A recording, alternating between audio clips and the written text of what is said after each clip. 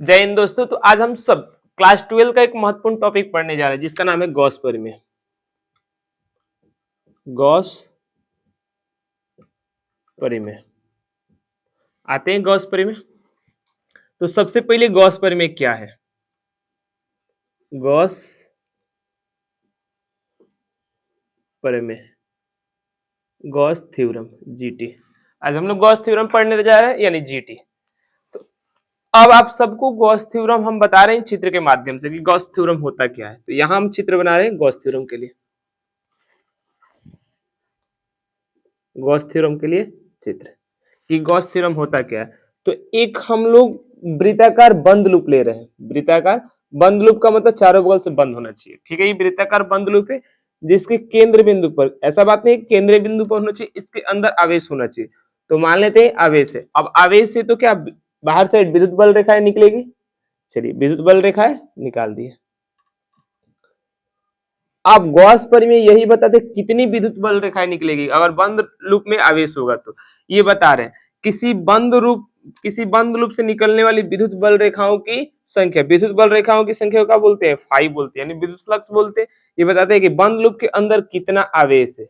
कितना आवेश है यहाँ उसका क्यूनेट ले लेना है और उसको किससे गुना कर देना है? 1/एप्सिलॉन नॉट से होगा। इसी चीज को क्या बोलते हैं? गॉस का परिमेय। अब क्या बोल रहे हैं? किसी बंद लूप से, बंद लूप है ना, तो क्या बोलेंगे? किसी बंद लूप से गुजरने वाला कुल फ्लक्स, चाहे निकलने वाला कुल फ्लक्स, निकलने वाला क्या? कुल फ्लक्स, कुल विद्युत फ्लक्स, कुल विद्युत फ्लक्स उसमें मौजूद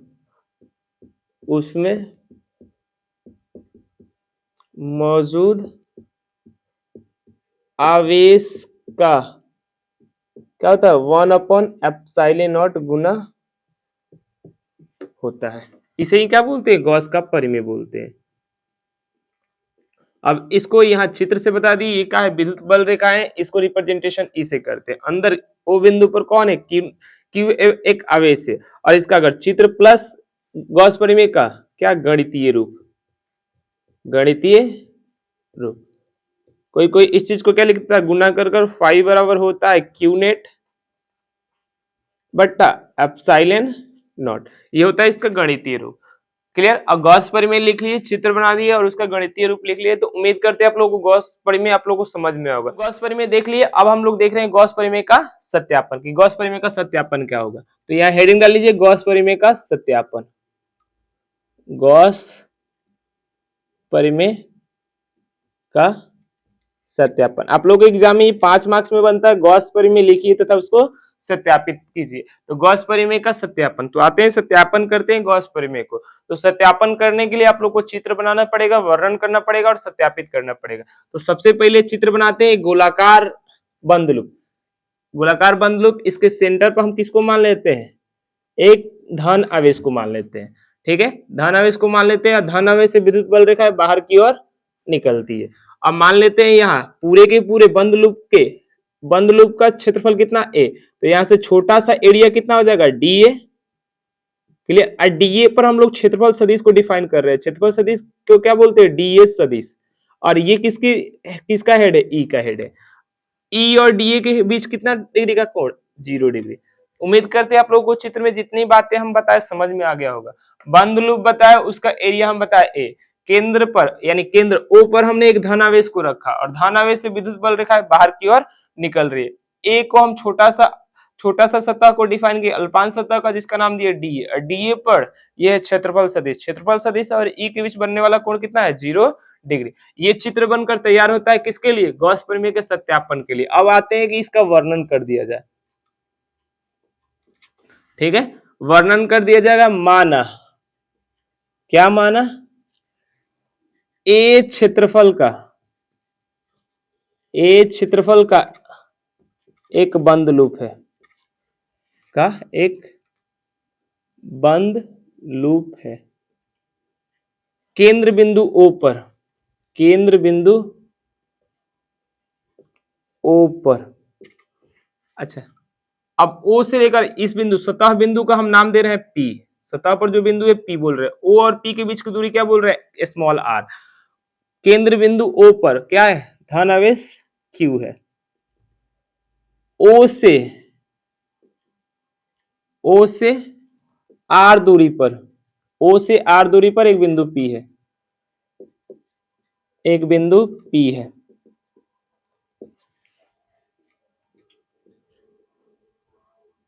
P है जिस पर विद्युत बल रेखा है, विद्युत बल रेखा है E एवं DA क्षेत्रफल सदिश है, क्षेत्रफल सदिश है। E एवं DA के बीच, E एवं DA के बीच कोण 0 डिग्री है। चलिए, यहां आप लोगों का चित्र बन गया, वर्णन हुआ, इस चित्र का वर्णन। उम्मीद करते हैं आप लोगों को चित्र समझ में आ गया होगा, वर्णन समझ में आ गया होगा। अब इसके बाद हम लोग अब इसके सत्यापन पर चलते हैं। तो सत्यापन नीचे से करना स्टार्ट करते हैं। सत्यापन, तो सत्यापन के लिए आप लोग देखो, किसी भी सतह से गुजरने वाला विद्युत फ्लक्स के लिए एक फॉर्मूला आप लोगों को पहले बता चुके हैं। सत्यापन के लिए इस पृष्ठ से कितना फ्लक्स गुजर रहा है आपको सत्यापित क्या करना है, यही ना कि फाई बराबर क्यू बाई एप्सिलॉन कैसे है। तो फाई के डिफिनेशन से चलते हैं। तो मान लेते हैं बंद, चाहे किसी सतह से या बंद सतह से गुजरने वाला क्या, विद्युत फ्लक्स। ये डेरिवेशन सत्यापन करते हैं, विद्युत फ्लक्स। तो जब भी विद्युत फ्लक्स निकालना है किसी सतह से, तो फॉर्मूला क्या होगा, फाई बराबर होगा, और सतह कैसा है, बंद है, तो बंद को काट दीजिए, ई डी ए क्या, कॉस थीटा। अब इसको डेरिवेशन करते जाइए, आप लोगों को मिल जाएगा फाई बराबर क्या, क्यू बाई एप्सिलॉन। तब देखिए, देखेंगे कैसे मिल रहा है। तो यहाँ देखिए, पूरे के पूरे सतह के लिए थीटा का मान कितना है, 0 डिग्री। कहीं भी निकाल लीजिए, यहाँ बिंदु भी होगा तो थीटा कितना होगा, 0। यहाँ भी बिंदु होगा तो थीटा कितना होगा, 0। यानी पूरे सतह के लिए एंगल कितना है, 0 डिग्री। यानी एंगल कितना है, 0 डिग्री। तो पुट कीजिए। इसके बाद सेकेंड स्टेप के लिए वर्णन को हम गायब कर रहे हैं। आप लोग स्क्रीनशॉट लेकर लिख लीजिएगा पहले, उसके बाद इस चीज को समझिएगा, ठीक है। इसके बाद हम लोग ऊपर कर रहे हैं, यहाँ का भी सिंबल डालते चल रहे हैं। अब देखो 0 डिग्री जब पुट कीजिएगा तो फाई क्या निकल कर आएगा, फाई बराबर बंद समाकलन क्या, ई डी ए, और बगल में कॉस कौन सा, 0 डिग्री। अब कॉस 0 का मान आप लोगों को मालूम है 1 होता है। तो फाई बराबर क्या होगा, फाई बराबर क्या होगा, ई होगा बंद समाकलन, ई होगा और डी होगा। अब देखो ई का मान चाहिए और डी ए का मान चाहिए। तो ई का मान का मतलब विद्युत क्षेत्र की तीव्रता, इसके कारण पी बिंदु पर कितनी है। तो आप लोगों को मालूम होना चाहिए क्यू से कितनी दूरी पर है, आर दूरी पर। आर दूरी पर विद्युत क्षेत्र की तीव्रता कितनी होगी, तो आप लोगों को मालूम होना चाहिए कितना होता है, आर दूरी पर। तो इसको आप बोल दीजिएगा समीकरण नंबर 1। अब यहां बोलिएगा क्या, पी बिंदु पर क्या, विद्युत क्षेत्र की तीव्रता, विद्युत क्षेत्र की तीव्रता इक्वल टू कितना, 1/4 पाई एप्सिलॉन नॉट क्यू बट्टा, क्यू स्मॉल है तो स्मॉल को पुट कीजिए, क्यू बट्टा आर स्क्वायर। इसका मान कहां रखने पर, समीकरण नंबर 1 में। समीकरण 1 में किसका मान रखने पर, ई का मान रखने पर। मान रखिए, आंसर आ जाएगा, मान रखने पर। चलिए, मान रख रहे हैं तो यहां से मान रखेंगे तो बाहर का है, फाई है, बाहर फाई है, बीच में बराबर क्लोज लूप कितना, 1/4 पाई एप्सिलॉन नॉट और क्यू बटा आर स्क्वायर। अब बगल में कौन, डी ए। अब देखो, जो जो समाकलन का एक प्रॉपर्टी होता है, जो जो अचर होता है उसको बाहर कर देंगे। तो ये सारी की सारी पद अचर है। यहाँ ई भी अचर था तो ई पहले ही बाहर निकाल देते, क्योंकि ई के लिए अब कुछ क्या चाहिए, ई निकालने के लिए क्यू चाहिए, आर चाहिए। ये तो फिक्स होता है, क्यू भी फिक्स है, यानी 2 कूलम तो फिक्स होगा, आर भी फिक्स है, यानी गोले की त्रिज्या भी तो फिक्स होती है। तो ये सभी के सभी अचर था, तो इसको क्या कर दिया जाए, बाहर निकाल दिया जाए। इसके बाद हम नीचे यहाँ कर रहे हैं, इसके बाद यहाँ कर रहे हैं, फाई बराबर कौन कौन बाहर आ जाएगा, ऊपर क्या है, ऊपर कुछ नहीं है, समाकलन से बाहर कौन, 1/4 पाई एप्सिलॉन क्यू बटा आर स्क्वायर। क्लियर। अब अंदर क्या बच गया, क्लोज डीए बचा। अब डीए डीए जोड़कर देखिए, डीए डीए जोड़िएगा तो क्या मिलेगा, ए मिलेगा, और ए क्या है, गोला है, गोला है तो गोले का क्षेत्रफल कितना होता है, 4 पाई आर स्क्वायर। तो यहाँ लिख दे 1/4 पाई एप्सिलॉन नॉट क्यू बटा, ये बाहर वाला काम है। अभी अंदर को समाकलन करेंगे तो क्या मिलेगा, ए किसके बराबर होगा, 4 पाई स्मॉल आर स्क्वायर। अब काट कर देखिएगा तो फाई का मान कितना आ जाएगा, 4 पाई से 4 पाई कैंसिल, 4 पाई यहाँ आर स्क्वायर है, आर स्क्वायर से आर स्क्वायर कैंसिल, क्या बचा ऊपर, क्यू बचा नीचे, एप्सिलॉन नॉट बचा, क्या हुआ, सत्यापन हो गया। तो उम्मीद करते हैं आप लोगों को ये सत्यापन समझ में आया होगा कि गॉस परिमेय का सत्यापन कैसे किया जाए। तो गॉस परिमेय के सत्यापन के लिए एक छोटा सा चित्र बनाए थे, वर्णन किए थे, उसके बाद सत्यापन किए। सत्यापन के लिए यहाँ से चले, फिर यहाँ गए, फिर यहाँ आए, 3 स्टेप में ये सत्यापन, 3 स्टेप में कहा बोर्ड को हम लोग तो कंसाइज कर ही बताए। और इसमें कुछ भी आपको किसी बंद, क्योंकि बंद लूप पर ही अप्लाई होता है कौन, गॉस परिमेय, किसी बंद लूप के अंदर क्या है, एकांक आवेश है, एकांक आवेश है, आवेश है, तो उससे उससे गुजरने वाला क्या, विद्युत फ्लक्स, विद्युत फ्लक्स। कोई पूछेगा विद्युत फ्लक्स ज्ञात करें, ये देखकर आप लोगों को ऑटोमेटिक समझ में जाएगा, बंद लूप यानी गॉस का परिमेय को अप्लाई कर देना है। तो क्या होता है, Q by epsilon not, Q का मान कितना दिया, एकांक आवेश दिया, एक दिया है, तो क्यू इक्वल टू कितना हो जाएगा, फाई बराबर कितना हो जाएगा, 1/एप्सिलॉन नॉट। इस चीज को लिखने का तरीका, फाई बराबर 1/एप्सिलॉन नॉट को क्या लिख सकते हैं, 1/एप्सिलॉन को एप्सिलॉन के पावर -1, ये हो जाएगा फाई का मान। यहाँ इसका हम लोग क्या कर दिए, हल कर दिए, यानी गुजरने वाला कुल फ्लक्स कितना, 1/एप्सिलॉन नॉट। अगर जब अंदर कितना होता है, एकांक आवेश होता है, तब चित्र बनाकर देख सकते हैं, अंदर कितना, 1 कूलम आवेश है, तो इसे कितना विद्युत फ्लक्स निकलेगा, तो 1/एप्सिलॉन नॉट निकलेगा। चलिए अब आते हैं, क्वेश्चन तो बना लिए, उसके बाद अब आते हैं इसके एप्लीकेशन की बात कर लेते हैं। एप्लीकेशन का मतलब क्या होगा, एप्लीकेशन का मतलब यही होगा कि गॉस परिमेय का हम लोग कहाँ कहाँ यूज करते हैं। अब देखो, गॉस परिमेय का यूज करने से के लिए एक गॉसियन सतह होता है, और इस बंद लूप को ही क्या बोलते हैं, गॉसियन सतह बोलते हैं। इसकी प्रॉपर्टी क्या होती है, तो गॉसियन सतह, तो गॉसियन सतह की प्रॉपर्टी, गॉसियन सतह, गॉसियन सतह क्या होगा, आवेश, मान लीजिए ये आवेश है, इसको घेरते हुए एक हम क्या बनाएंगे, एक सतह बनाएंगे, जिसे क्या बोलेंगे, गॉसियन सतह। इसकी खासियत क्या होनी चाहिए, चारों बगल ई का मान समान होना चाहिए, यानी सभी के सभी बिंदुओं पर विद्युत क्षेत्र की तीव्रताएं क्या होनी चाहिए, समान होगी। अगर समान होगी तभी हम क्या बोलेंगे, उसको गॉसियन सतह बोलेंगे। चलिए इसको अप्लाई करते हैं।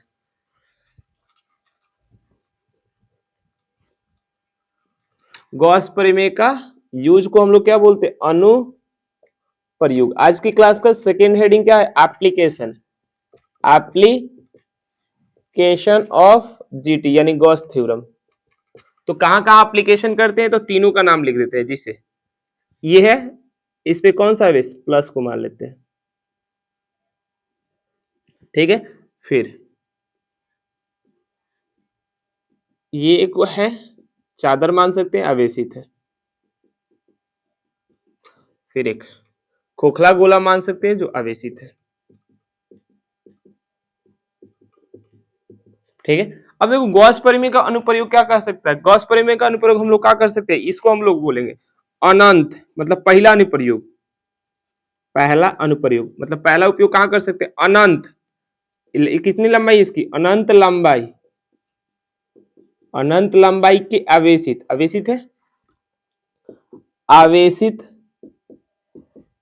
तार के कारण, तार के कारण अगर पूछा जाए विद्युत क्षेत्र की तीव्रता इस बिंदु पर कितनी है, इस बिंदु पर कितनी है, इस बिंदु को हम P बोल रहे हैं, इस बिंदु को Q बोल दिए, कितनी है, तो हम लोग किसकी प्रयोग से निकाल सकते हैं, गॉस परिमेय के उपयोग से। तो अनंत लंबाई के आवेशित तार के कारण क्या, विद्युत क्षेत्र की तीव्रता का व्यंजक, विद्युत क्षेत्र की तीव्रता हम लोग किसकी सहायता से निकाल सकते हैं, गॉस परिमेय से। यानी उपयोग नंबर 1, हम लोग इसके कारण अगर तीव्रता आपको चाहिए तो गॉस परिमेय के उपयोग से आप इजी से ज्ञात कर सकते हैं। दूसरा नंबर, इसको आप लोग समतल आकार का बोल सकते हैं या चादर बोल सकते हैं। चादर जिसे ठंडी में ओढ़ते हैं तो देखते हैं समतलाकार होता है, जैसे बोर्ड समतलाकार है, तो हम इसको चादर बोल रहे हैं। यानी आवेशित चादर, आवेशित चादर नाम लिखा है आप लोगों के बुक में, इसलिए लिखे आवेशित चादर के कारण,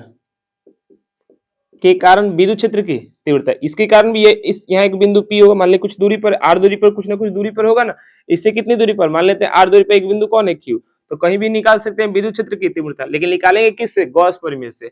तो आवेशित चादर के कारण विद्युत क्षेत्र की तीव्रता अगर निकालना हो तो गॉस परिमेय के उपयोग से आप लोग निकाल सकते हैं। फिर तीसरा नंबर पर ये दिख रहा है, एक चालक गोला है जो आवेशित है, तो चालक गोला आवेशित है, अंदर से खोखला, अंदर से खोखला का मतलब अंदर आवेश नहीं है, तो खोखला आवेशित, खोखला आवेशित का मतलब चालक होगा। चालक पर आवेश कहाँ होता है, सतह पर होता है, ये आप लोगों को पढ़ाए भी है और बताए भी। अगर चालक पर आवेश कहाँ होता है तो सतह पर होता है।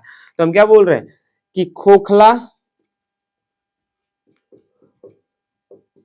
आवेशित, चाहे यहाँ खाली चालक द्वारा, चालक भी लिख सकते थे, खोखला आवेशित गोला के कारण, क्या, विद्युत क्षेत्र की तीव्रता, विद्युत क्षेत्र की तीव्रता। कोई अगर पूछेगा गॉस परिमेय का उपयोग हम लोग कहाँ कहाँ करते हैं, तो पहला कहाँ करते हैं, अनंत लंबाई के आवेशित तार के कारण विद्युत क्षेत्र की तीव्रता ज्ञात करने में, दूसरा आवेशित चादर के कारण विद्युत क्षेत्र की तीव्रता ज्ञात करने में, तीसरा खोखला आवेशित गोला के कारण विद्युत क्षेत्र की तीव्रता ज्ञात करने में हम किसका उपयोग करते हैं, गॉस का। तो ये चित्र बना लीजिए, तीनों चीज को लिख लीजिए। अब बारी बारी से हम लोग इसका डेरिवेशन करते हैं, इसका डेरिवेशन करते हैं और इसका डेरिवेशन करते हैं। अब बारी आएगा यहाँ, इसका केंद्र बिंदु होता है ना, और यहाँ से ये P बिंदु इसका बाह्य बिंदु है, ये Q बिंदु इसका कहाँ है, सतह बिंदु, और मान लीजिए R बिंदु का है आंतरिक बिंदु। तो इसके लिए 3 डेरिवेशन होगा, इसके लिए तो एक ही बिंदु होगा, ये तो बाहर है, सतह पर भी उसकी दूरी निकाल लेंगे, यहाँ भी एक ही डेरिवेशन होगा, यहाँ 3 होगा, कहाँ कहाँ, बाह्य बिंदु पर, सतह बिंदु पर और आंतरिक बिंदु पर। तो ये हूबहू नोट कीजिएगा, गॉस परिमेय का अनुप्रयोग। गॉस परिमेय का अनुप्रयोग हम लोग कहाँ करते हैं, अनंत लंबाई के आवेशित तार के कारण विद्युत क्षेत्र की तीव्रता के लिए। फिर दूसरा नंबर आवेशित चादर के कारण विद्युत क्षेत्र की तीव्रता के लिए। फिर तीसरा नंबर खोखला आवेशित गोला के कारण विद्युत क्षेत्र की तीव्रता के लिए। तो यहाँ हम लोग को डेम श्योर समझ में आ चुका होगा, फिर से समझाने की चेष्टा कर रहे हैं। गॉस परिमेय का अनुप्रयोग, पहला यहाँ गॉस परिमेय का अनुप्रयोग, दूसरा यहाँ गॉस परिमेय का उपयोग, तीसरा यहाँ। तो तीनों के तीनों लिख लीजिए, बारी बारी से चल रहे हैं, ठीक है। वीडियो देख ले, बन रहा है, बन रहा है।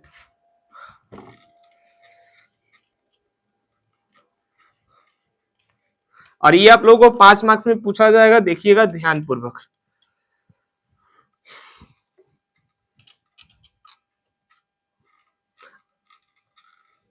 तो जो है 1 नंबर लिखे थे, अब हेडिंग डाल रहे हैं 1 नंबर पे। 1 नंबर पे क्या, गॉस परिमेय का अनुप्रयोग नंबर 1, अनंत लंबाई के आवेशित तार के कारण क्या, विद्युत क्षेत्र की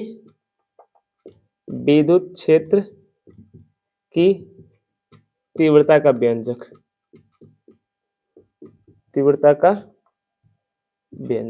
चलिए अब देखो एक चीज हम चित्र बना रहे हैं और बोल रहे हैं, स्पष्ट रूप से सुनिएगा।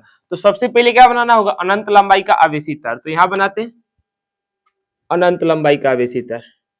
अनंत यानी ऊपर भी खींच सकते हैं और नीचे भी खींच सकते हैं, लेकिन निर्धारण तो करना पड़ेगा कितनी दूरी है। चलिए ठीक है, एक आवेशित तार हो गया। अब इसके कारण आप लोग का क्या करना है, विद्युत क्षेत्र की तीव्रता। तो कहीं ना कहीं मान लेते हैं कितनी दूरी पर बोल रहे हैं, आर दूरी पर एक बिंदु कौन है, P। इसी P बिंदु पर आपको क्या चाहिए, विद्युत क्षेत्र की तीव्रता। इतना चित्र सबको समझ में आया। पहले हमने, अब अनंत लंबाई के आवेशित तार का हम नाम दे रहे हैं A और B। अगर कोई बोलेगा AB क्या है, तो अनंत लंबाई का आवेशित तार है। अब R दूरी पर कौन है, बिंदु P है, और P बिंदु पर क्या ज्ञात करना है, विद्युत क्षेत्र की तीव्रता। तो जब भी गॉस परिमेय का उपयोग से आप लोग क्या कीजिएगा, विद्युत क्षेत्र की तीव्रता। तो जिस बिंदु पर निकालिएगा, जिस बिंदु पर आपको क्या निकालना है, विद्युत क्षेत्र की तीव्रता, तो वहां आपको गॉसियन सतह बनाना होगा। गॉसियन सतह की क्या प्रॉपर्टी होती है, यहाँ विद्युत क्षेत्र की तीव्रता इस पर, विद्युत क्षेत्र की तीव्रता सभी के सभी पृष्ठ पर क्या होना चाहिए, समान होना चाहिए, सभी के सभी पृष्ठ पर समान होना चाहिए। चलिए हम एक ऐसे रेंडम गॉसिय आकृति बना रहे, गोलाकार, इसी से जा रहा। लेकिन यहाँ की क्या खासियत, यहाँ से विद्युत क्षेत्र की तीव्रता, क्योंकि आर बदलिएगा, एकांक आवेश के कारण विद्युत क्षेत्र की तीव्रता कितनी होती है, के क्यू बट्टा आर स्क्वायर। आर जितना बदलिएगा उतना ई बदलेगा, तो आर को फिक्स करना पड़ेगा। तो आर को फिक्स करने के लिए यहाँ दूरी आर कम है, यहाँ दूरी ज्यादा है, यानी आर यानी ई परिवर्तन हो रहा है। गॉसियन सतह ये ठीक नहीं है। आते हैं दूसरा गॉसियन सतह बनाते हैं। तो यहाँ गोलाकार गॉसियन सतह नहीं बनेगा। तो अब कैसा बनेगा, तो हम लोग बेलनाकार बनाएंगे। कैसा बनाएंगे, बेलनाकार। बेलनाकार ऐसे कि इसको ढक दे पूरा, और इतनी ही दूरी पर, आर दूरी पर एक और बिंदु को मान लेते हैं, क्योंकि इधर और इधर दोनों साइड हो जाएगा आर दूरी पर। ठीक है, यहां बेलनाकार सतह बनाएंगे। आप देखो ये पी बिंदु पर जो बना है इसका नाम क्या है, नाम क्या है, यही लिख देते हैं, गॉसियन सतह। गॉसियन सतह, क्लियर हुआ। यानी इस व्यंजक के लिए हम लोग का चित्र हुआ। चित्र में क्या, पहले ए बी क्या था, अनंत अनंत लंबाई का आवेशित तार था। फिर पी बिंदु इससे कितनी दूरी पर है, आर, और पी बिंदु पर हमने क्या बना दिया, गॉसियन सतह। गॉसियन सतह की आकृति आप लोगों को देखकर मालूम चल रही होगी बेलनाकार है। अब आते आप लोग बेलनाकार गॉसियन सतह में बताइए तो सतहों की संख्या कितनी है, एगो ऊपर है, एगो नीचे, एगो बीच में, यानी 3 सतह से मिलकर बेलन बनता है। अब तीनों पर देखिएगा तो ई का मान समान है, ई का मान समान है। और ई यानी विद्युत क्षेत्र की तीव्रता, विद्युत क्षेत्र की तीव्रता क्या होती है, मान लीजिए विद्युत बल रेखा है, कहा धन से निकलती है, बाहर की ओर जाती है, तो यहाँ अगर इसकी बात की जाए तो प्लस ही ऐसे निकलेगी, विद्युत बल रेखा है। ये क्या लिख रहा है, किसकी रेखा है, ई की, यानी विद्युत बल रेखा क्या दिख रही है, बाहर की ओर निकल रही है। और इस केंद्र पर हम लोगों को क्षेत्रफल सदिश पढ़ना है। क्षेत्रफल सदिश क्या होता है, सतह के लंबवत होता है। तो ये है, अब देखो सतह का नाम, ऊपर वाले सतह का नाम S1, नीचे वाले सतह का नाम S2, और बीच वाले सतह का नाम हम S3 दे रहे हैं। ठीक है, फिर से बोल रहे हैं, S1 क्या है, ऊपर वाले सतह का नाम, S2 क्या है, नीचे वाले सतह का नाम, फिर यहां वाला सतह यानी जो बीच का दिख रहा है उस सतह का नाम क्या है, S3। अब बोल रहे हैं बेलन की लंबाई मान ले रहे हैं कितनी है, L है, बेलन की लंबाई L। ठीक है, चलिए, चाहे तार की लंबाई भी L बोल सकते थे, चाहे बेलन की लंबाई सेम है। अब S2 सतह पर ही क्या है, क्षेत्रफल सदिश है। ठीक है, फिर S1 सतह पर, अब देखो यहां प्लस है तो इसके कारण विद्युत बल रेखा इधर बाहर की ओर होगी, और क्षेत्रफल सदिश ऊपर साइड, क्लियर, ऊपर साइड होगी। अब S1 पर हो गया, S2 पर हो गया, बारी किसकी, S3 पर। चित्र बारी बारी से देख देख कर बनाइएगा हम क्या क्या बना रहे हैं। फिर S3 इस बिंदु को बोल रहे हैं, और यहां पर विद्युत बल रेखा कहा बाहर की ओर जा रही है, बाहर की ओर जा रही है। फिर अब बारी होगी, एक चीज याद आ गया, क्या हम छोड़ दिए, गॉस प्रमेय का सत्यापन छोड़ दिया। अच्छा इसके बाद कर देते हैं गॉस प्रमेय का सत्यापन, उस चीज को छोड़ दिया। अच्छा ठीक है, अब यहाँ पर इस सतह पर हम लोग छोटा अल्पांश सतह मानेंगे, और यहाँ एक क्षेत्रफल सदिश को डिफाइन करेंगे जिसका नाम क्या होगा, डी ए। अब देखो ई और डी ए दोनों की दिशाएं क्या समान है, तो S3 पर एंगल कितना बन रहा है, किसके किसके बीच, ई और डी ए के बीच, कितना, 0 डिग्री। फिर से सुनिए, S3 पर दोनों के बीच एंगल 0 डिग्री है, और S2 पर दोनों के बीच एंगल कितना है, 90 डिग्री। S1 पर कितना है, दोनों के बीच एंगल 90 डिग्री। अब चलते हैं इसके व्यंजक पे। अब देखो चित्र का आप लोगों को पहले क्या करना पड़ेगा, वर्णन करने पड़ेगा, देन किसका करना पड़ेगा, व्यंजक। बुक में देखिएगा वर्णन दिया होगा, वर्णन में हम जो चीज बोले हैं उसी चीज को लिख देना है, बस एक बार लिख देते हैं फिर मिटा देंगे। क्या, एल लंबाई का, एल माना एल लंबाई का,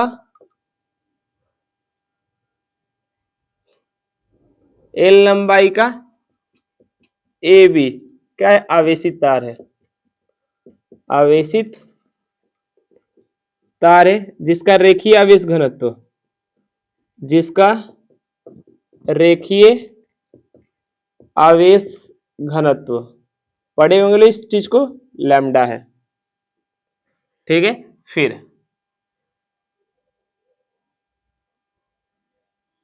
आर दूरी पर, मतलब ए बी से आर दूरी पर एक बिंदु P है, एक बिंदु P है। P बिंदु पर बेलनाकार गॉसियन सतह है, गॉसियन सतह है। गॉसियन सतह में, गॉसियन सतह में सतहों की संख्या संख्या S1, S2 एवं S3 है। अब सब पे एंगल भी लिख सकते थे क्या? S1 पर A एवं E के बीच एंगल के बीच क्या कोण कितना है? 90 डिग्री। एवं S2 पर भी 90 डिग्री कोण है, लेकिन S3 पर, अब A को DA बोले अल्पांश सतह के लिए डिफाइन किए, इसलिए DA एवं E के बीच कोण कितना है? 0 डिग्री। ये हुआ इस चित्र का पूरा वर्णन। हट जाते हैं, आप लोग स्क्रीनशॉट लेकर लिख लीजिएगा। हाँ, इस पे जोर जबरदस्ती नहीं करते इसको, आप लोग हूबहू हम लोग जो चित्र दिख रहा है उसको इंट्रोडक्शन दे देना, किसमें? वर्णन में। अब आते हैं व्यंजक की बात, मिटा दें। ये 5 मार्क्स में पूछा जाता है, अच्छे से आप लोगों को मालूम होना चाहिए। ना मालूम हो तो बताइएगा कि इसमें कहां कहां आपको डाउट बच रहा है। आप लोगों को डाउट को कमेंट में लिखिएगा, आप लोगों को हम बता देंगे वहीं पे। ठीक है, अब आते हैं किसके? व्यंजक पे। व्यंजक, तो व्यंजक में क्या निकालना है? विद्युत क्षेत्र की तीव्रता। तो विद्युत क्षेत्र की तीव्रता निकालने के लिए क्या करेंगे? तो सबसे पहले क्या करेंगे? अब देखो डिफिनीशन के अनुसार आप लोगों को फाई निकालने का दो को सूत्र होता है। चलिए, इस बंद पृष्ठ से चाहे विद्युत फ्लक्स, सतह से गुजरने वाला विद्युत फ्लक्स, गुजरने वाला मतलब किसी सतह से कितना, किसी सतह से गुजरने वाला विद्युत फ्लक्स, किसी सतह से कितना विद्युत फ्लक्स गुजरता है, कितना गुजरता है? तो उसके लिए फॉर्मूला आप लोग को बताया गया, कितना उस सतह, देख लीजिए क्लोज है तो क्लोज को लिख लीजिए, यानी बंद सतह से कितना गुजर रहा है? तो ई डी ए कॉस थीटा, ई डी ए मतलब किसी भी सतह से विद्युत फ्लक्स इतना ही गुजरता है। और ये सतह का बनावट कैसा है? बंद है, इसलिए बोल दिए बंद समाकलन ई डी ए कॉस थीटा। अब ई क्या है, डी क्या है, कॉस थीटा क्या? पहले ही बता दें, ई क्या है? विद्युत क्षेत्र की तीव्रता, डी ए क्या है? क्षेत्रफल सदिश, और थीटा क्या है? दोनों के बीच बनने वाला कोण है। अब यहाँ बंद सतह 3 भागों में डिफाइन है, यहाँ क्लियर हुआ? यानी सतह से मतलब कभी भी किसी सतह से गुजरने वाला विद्युत फ्लक्स का फॉर्मूला यही होता है। अब यहाँ सतह देख रहे हैं बेलनाकार है और सतह की आकृति कैसी है? बंद है, इसलिए बंद यहाँ कर दिए। बंद समाकलन E D A cos theta निकालिएगा तो आप लोग क्या निकलेगा? विद्युत फ्लक्स निकलेगा। चलिए, अब इसी की सहायता से हम लोग क्या निकाल लेंगे? विद्युत क्षेत्र की तीव्रता। यहाँ दिख रहा है ना? चलिए, अब यहाँ फाई बराबर बंद समा मतलब क्लोज लूप कितने भागों में बटा है? 3 भागों में। पहले का नाम S1, फिर दूसरे का नाम, दूसरा किसमें? S2 में, तीसरा किसमें? S3 में, यानी 3 भागों में बटा ये क्लोज सतह। तो क्लोज सतह थोड़ा सा इधर करते हैं, आप लोग को अट जाएगा, दिख रहा होगा? फाई बराबर क्या? पहले का नाम S1 में क्या? ई डी ए कॉस्ट, यानी पहले सतह से गुजरने वाला फ्लक्स, यानी अगर निकालना हो तो यही निकालेंगे, पहले सतह से φ1, दूसरे सतह से φ2 और तीसरे सतह से φ3, तीनों को जोड़ देंगे तो नेट फ्लक्स निकल जाएगा कितना गुजर रहा है। तो वही φ1 निकालने के लिए ई डी ए कॉस्ट पहला सतह का, फिर दूसरे के लिए S2 के लिए ई डी ए कॉस थीटा, फिर तीसरे के लिए ई डी ए कॉस थीटा। अब देखो एंगल की बात है, S1 के लिए एंगल कितना है? S1 के लिए देख लीजिए 90 डिग्री है, यानी एंगल यहाँ कितना है? 90 डिग्री। यहाँ के लिए एंगल S2 के लिए एंगल कितना है? 90 डिग्री। और S3 के लिए एंगल 0 डिग्री। अब बारी, अब जब इसमें 90 पुट कीजिएगा तो कितना हो जाएगा? 0 हो जाएगा। यहाँ 90 पुट कीजिएगा तो 0 हो जाएगा। cos 0 पुट कीजिएगा तो कितना होगा? 1 होगा। यानी S2 से कोई फ्लक्स नहीं निकल रहा है, S1 से कोई फ्लक्स नहीं निकल रहा। निकल किससे रहा है? तो खाली S3 से निकल रहा है। तो S3 से निकल रहा है तो खाली पद, इसका मान 0, इसका मान 0, यानी S1 का मान 0, S2 का मान 0। कौन बचेगा? खाली S3 बचेगा। मान पुट कर दीजिए, ई डी ए कॉस कितना? Cos 0 degree. अब cos 0 डिग्री पुट कीजिएगा कितना निकल कर आएगा? 1। तो यानी फाई का मान निकल कर आ गया। अब ई, चारों बगल क्या है? निश्चित है, क्योंकि r दूरी पर देखिएगा चारों बगल ई का मान निश्चित है, तो ई का हो जाएगा बाहर और अंदर क्या बचेगा? D A. अब डीए जोड़िएगा तो क्या निकलेगा, बेलन का वक्र पृष्ठीय क्षेत्रफल। आप लोगों को समाकलन अगर हम सिखाए होंगे तो अच्छा, आप कहीं सीखे होंगे तो मालूम भी चला होगा। डीए के बाद हम लोग को जोड़ेंगे तो क्या मिलेगा, बेलन का वक्र पृष्ठीय क्षेत्रफल। तो डीए ए मिलेगा और ए किसके बराबर होगा, वक्र पृष्ठीय क्षेत्रफल होता है 2 पाई आर, और यहाँ एच नहीं दिया, क्या दिया, एल दिया, 2 पाई आर एल। इसको क्या बोल देना, समीकरण नंबर 1। ये किसी भी सतह से गुजरने वाले फ्लक्स की सहायता से फाई का मान कितना आ गया, ई डॉट ई इंटू ई 2 पाई आर एल, इसको हम क्या बोल दिए, समीकरण नंबर 1 बोल दिए। अब तो चित्र को गायब करना पड़ेगा हमको, काहे बोर्ड छोटा है इसलिए समझ में नहीं है। आप लोग यहाँ नोट कर लीजिए, व्यंजक डालकर इस 4 लाइन नोट कर लीजिए। अब हम थोड़ा चित्र को गायब कर रहे हैं, चाहे चित्र को गायब नहीं, हेडिंग को गायब कर रहे हैं। थोड़ा बोर्ड छोटा है, कंजेस्टेड है, थोड़ा सा उम्मीद करते हैं आप लोगों को समझ में आ जाएगा। 1 2 3, 3 में क्या हुआ, किसी सतह से गुजरने वाला फ्लक्स ये है, उसके बाद 3 सतहों में बटा है, उसके बाद सबका मान निकला है। फिर आप लोग जानते हैं गॉस परिमेय, अब यहाँ क्या लिखेंगे, गॉस परिमेय, गॉस परिमेय के अनुसार किसका मान, विद्युत फ्लक्स का, विद्युत फ्लक्स का, यानी फाई का कितना होता है, उसमें कितना आवेश है, उसमें कितना आवेश है, क्यू बट्टा एप्सिलॉन नॉट। अब बोल रहे हैं एबी पर आवेश की मात्रा कितनी है, क्यू है, तो क्या बोल देंगे, क्यू बट्टा एप्सिलॉन नॉट। अगर मान लीजिए क्यू आवेश है और एल लंबाई है, तो इसका रेखीय आवेश घनत्व तो कितना, लेमडा बराबर क्या होगा, क्यू बाई एल। अगर क्यू का मान निकालना होगा तो कितना हो जाएगा, लेमडा इंटू एल। तो बोल सकते हैं फाई का मान कितना आ गया, इसके नीचे फाई इक्वल टू क्यू का मान हम पुट करें लेमडा इंटू एल बट्टा एप्सिलॉन। यहाँ से भी फाई का मान कितना है, लेमडा इंटू एल बट्टा एप्सिलॉन। इसको क्या बोल दीजिए, अब देखो इसको समीकरण नंबर 2, समीकरण नंबर 1 और 2 को देखिए, 1 और 2 दोनों में किसका मान निकला है, फाई का मान। तो बोल सकते हैं समीकरण 1 और 2 बराबर है।